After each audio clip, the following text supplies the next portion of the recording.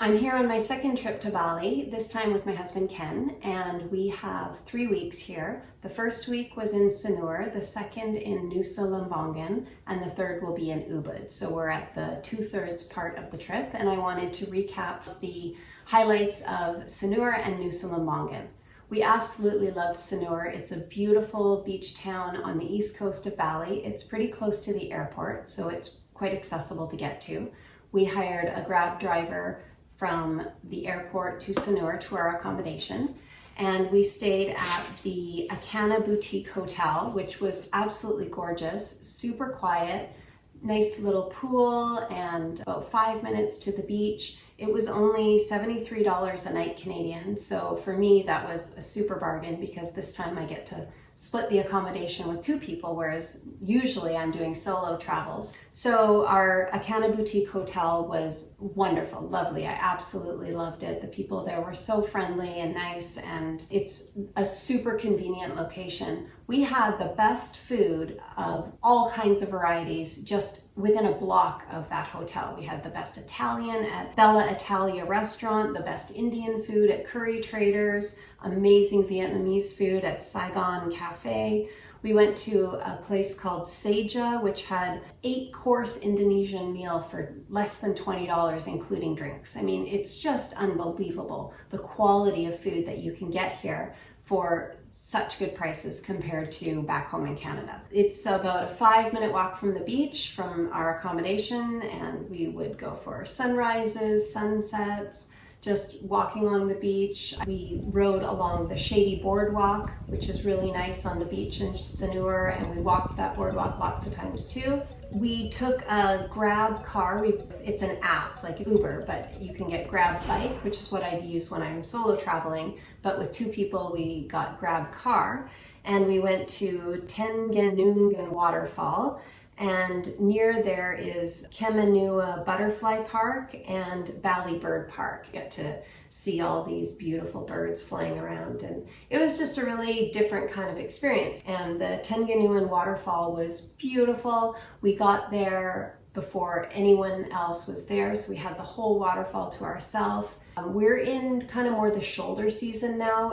October, November is a slower time for Bali. Most of the Australian tourists, which make up the bulk of the tourists, come in July and August, their winter, and they'll come again in December for their Christmas holidays. But in between September, October, November, it's going on to the slower season. So you do run the risk of more rain in the shoulder season, but we've been lucky so far. We haven't had any rain during the day. We've only had a couple evenings where it's rained.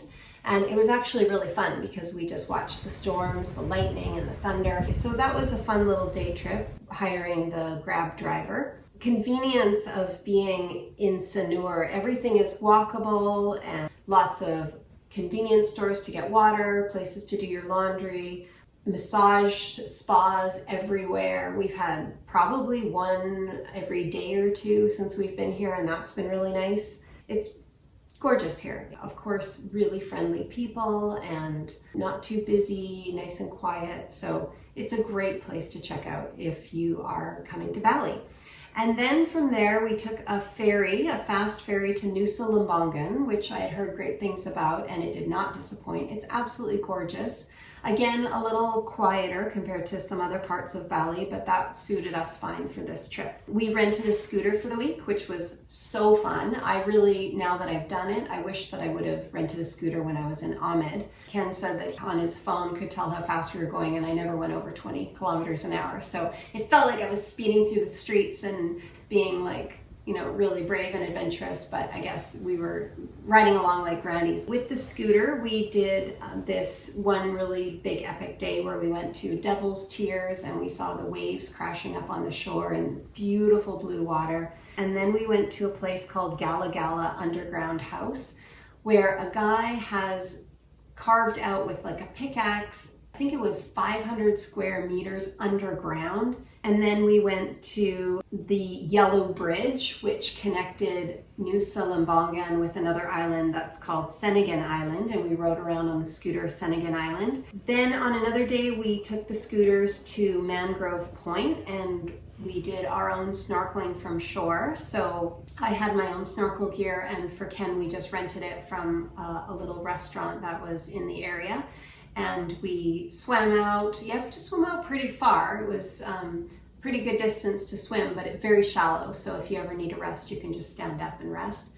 And there were lots of fish and coral, and there was some soft coral and hard coral. And so I was really happy to see that we were able to snorkel from shore. Probably the highlight of our time in Nusa Lembongan was when we took a snorkeling trip. This was only about $35 Canadian each, so it was a fantastic deal. It included a fast boat ride, which was like hard pounding through the waves for like a good half hour. 3 different points that they took us to: Manta Bay, Manta Point, and Toya Pakin Wall. And Manta Bay was amazing because we saw a manta. I've seen them before, but I guess that I saw them farther away and I didn't realize how big they can be.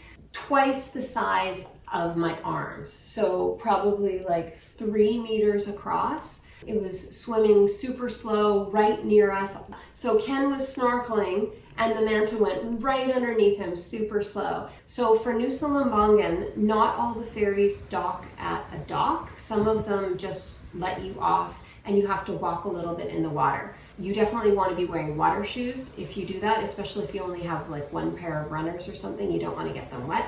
I tried to go snorkeling today and the waves were too big. So just to keep in mind that sometimes the conditions work and sometimes they don't. So the waves were pretty big today, and I actually ended up getting stranded. I had to go around, the current had taken me part way down the beach, and I had to either go around this rock to get back or climb up through the jungle, like to the road, and then back around to the other part of the beach.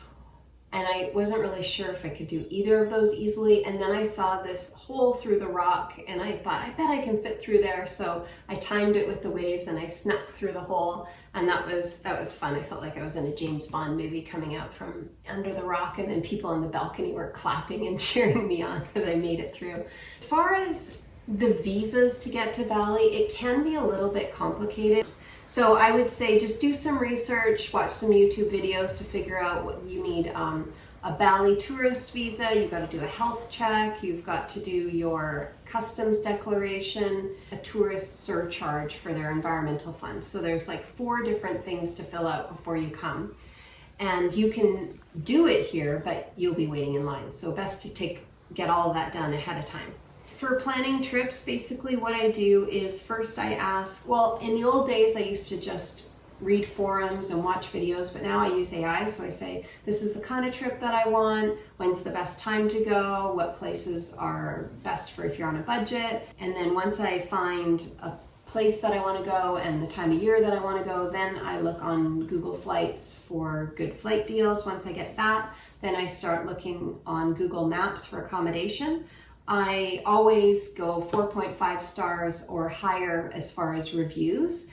And then for how many stars the hotel is, it basically depends on how expensive the country is. So for Bali, it's very economical, so I did 4 stars. The accommodation in Nusa Lembongan, it's called Nusa Beach Club and Resort, and that was $90 a night, and it included buffet breakfast for 2 people. So that's a pretty good deal. When I read the reviews, what I do is sometimes I sort from lowest to highest review, so I can see if there's anything that are red flags for me. It would be a deal breaker, basically. So if I hear anything about mold or street noise, I would look for other places that are comparable, because in a tropical climate, there's a lot of moisture, so sometimes they have issues with mold in air conditioners or just in the hotel in general.